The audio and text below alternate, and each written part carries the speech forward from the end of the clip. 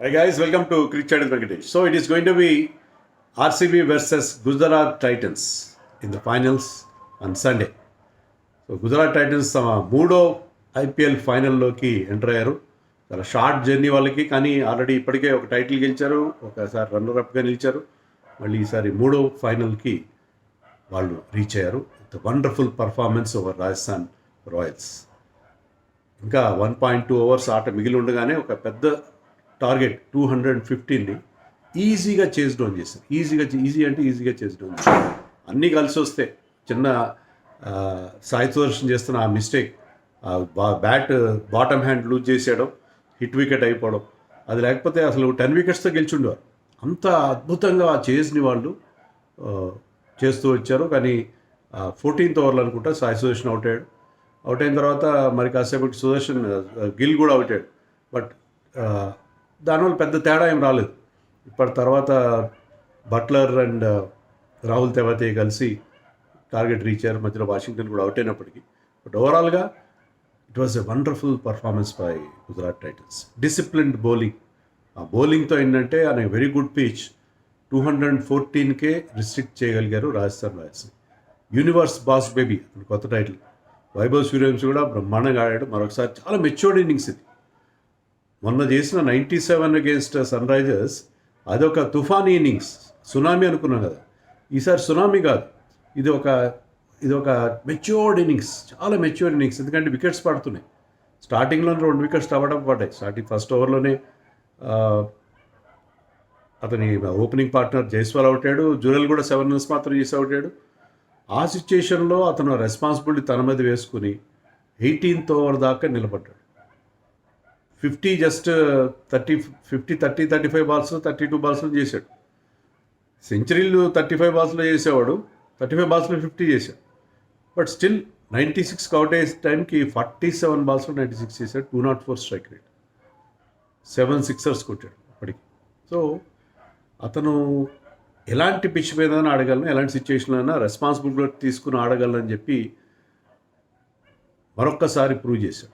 So that boy is something really special. Toss దగ్గర చిన్న drama జరిగింది. టాస్ ఒకసారి 2 సార్లు వేయాల్సి వచ్చింది. Like 2011 one day world cup. ఎందుకంటే మ్యాచ్ రిఫర్ అది వినలేదు. శుభ్మన్ గిల్ మొదటి టాస్ గెలిచాలనుకున్నాడు.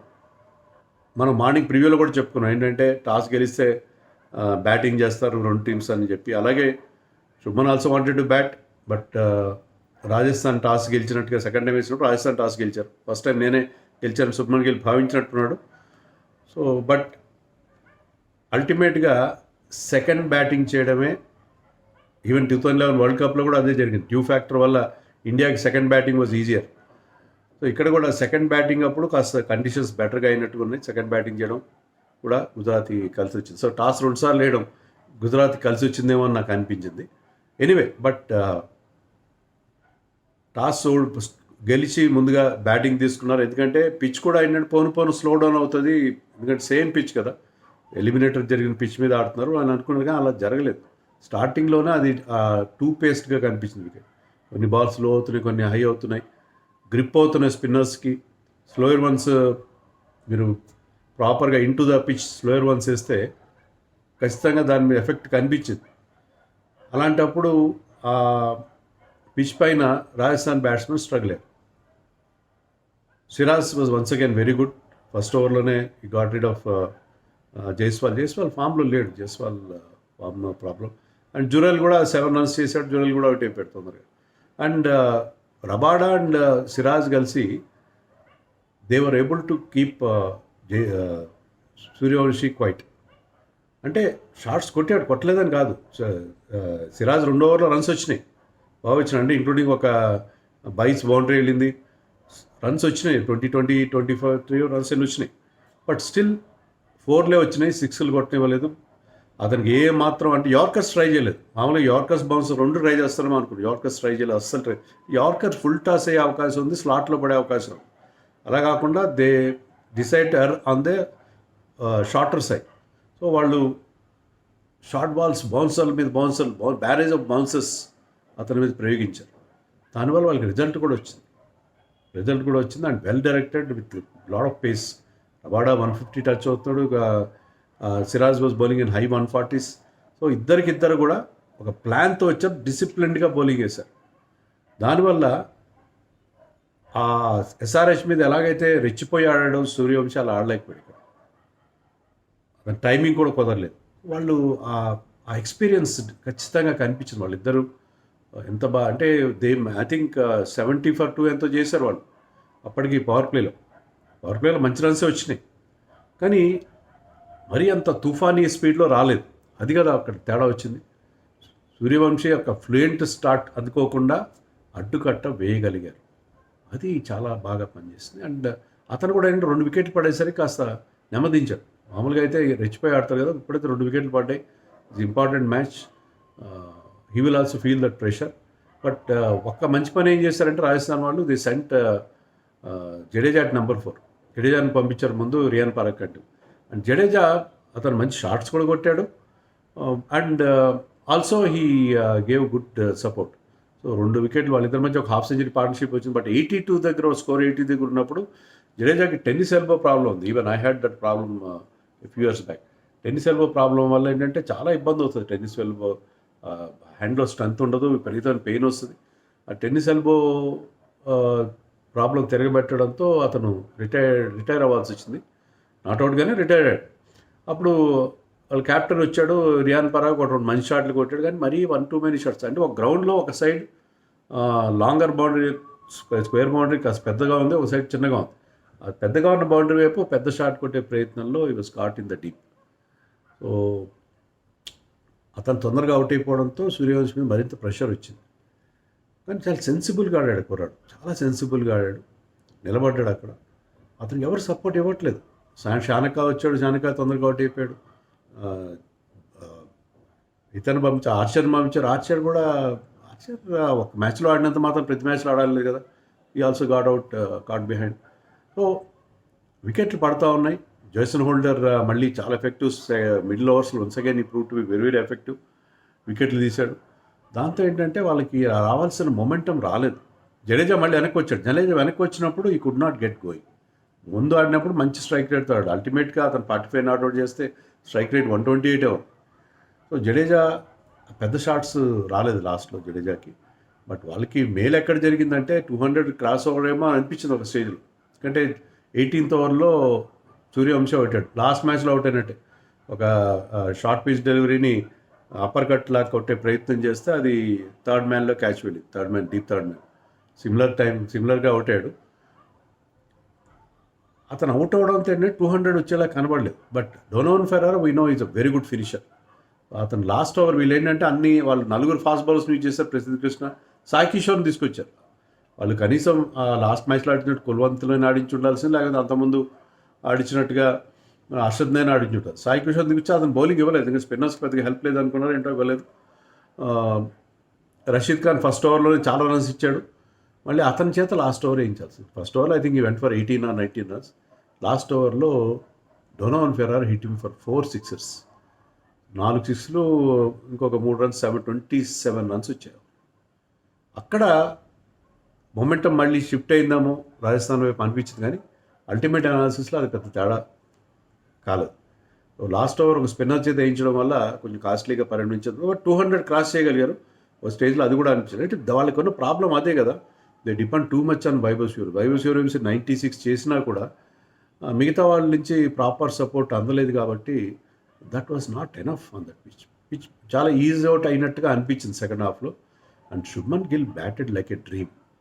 అత్యద్భుతమైన ఇన్నింగ్స్ ఆడాడు. ఇప్పుడు మనం ఈ ప్లే ఆఫ్స్లో ఫస్ట్ రజత్ పటిదార్ ఇన్నింగ్స్ చూసాం. అది చూసినప్పుడు దీన్ని మించిన ఇన్నింగ్స్ లేదు ఈ సీజన్లో అనుకున్నాం.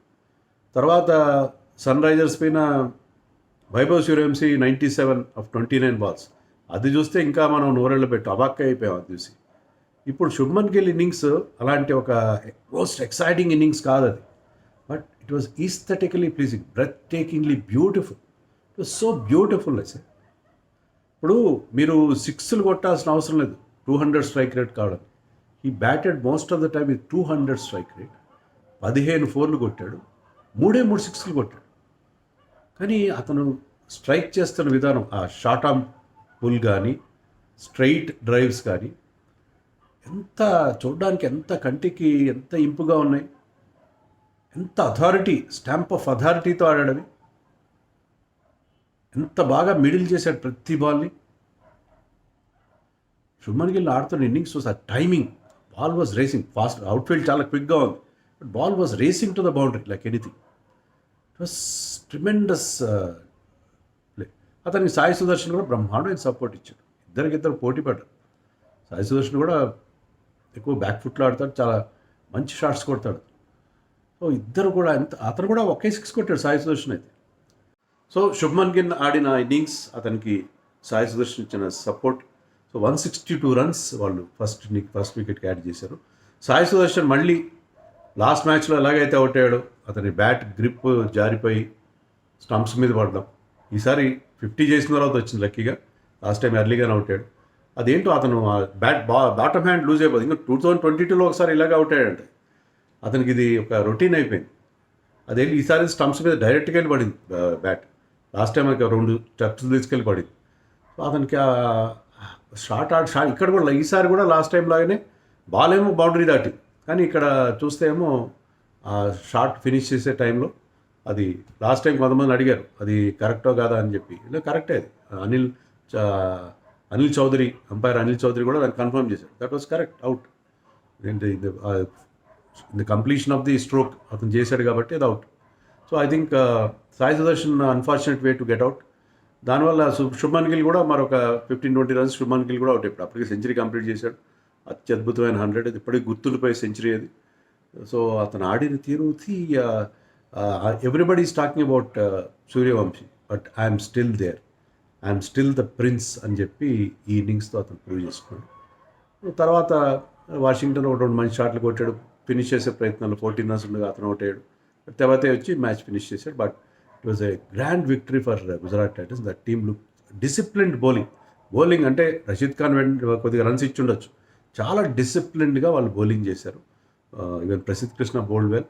క్యాచ్లు కూడా డ్రాప్ అయినాయి. సాయి సుదర్శన్ 14 దగ్గర ఒక క్యాచ్ డ్రాప్ అయింది. వైభవ్ సూర్యవంశీ క్యాచ్ సాయి సుదర్శన్ డ్రాప్ చేశాడు 46 దగ్గర అనుకుంటా. సో క్యాచ్లు డ్రాప్ అయినాయి 2 టీమ్స్లో కూడా. ఈ సీజన్ అంతా కూడా క్యాచ్ డ్రాప్స్ ఉన్నాయి మనకి. అది కాదు అక్కడ యాక్చువల్గా, అంటే it has become a feature of this season. But ఓవరాల్గా చాలా డిసిప్లిన్ బౌలింగ్ చేశారు, అలాగే బ్రహ్మాండమైన బ్యాటింగ్ చేశారు. So Gujarat is looking very very good at this point. Rajasthan disappointment, ఎందుకంటే వాళ్ళు బ్యాటింగ్లో బలం లేకపోవడం, బౌలింగ్లో కూడా జోఫ్రా ఆర్చర్ ఎప్పుడైతే ఫస్ట్లో వికెట్ తీయలేకపోయాడో తర్వాత బౌలింగ్ చాలా ఆర్డినరీగా అనిపించింది. They were not asking any questions. So Jofra Archer ఎప్పుడైతే ఫస్ట్ 2 ఓవర్ స్పెల్లో వికెట్ తీయలేదో, అది మళ్ళీ అతను 15వ ఓవర్కి తీసుకొస్తే అతను ఈ got rid of Shubman Gill. కాస్త ముందు తెచ్చి ఉంటే పార్ట్నర్షిప్ బ్రేక్ అయి ఉంటే ఏమన్నా వాళ్ళకి ఒక చిన్న ఓపెనింగ్ వచ్చేది. కానీ అలా కాకుండా చాలా ఆలస్యంగా సెకండ్ స్పెల్కి జోఫ్రాని తీసుకురావడం కూడా నాకు తేడా. Anyway, very good win for Gujarat Titans and they thoroughly deserve the finals, third finals.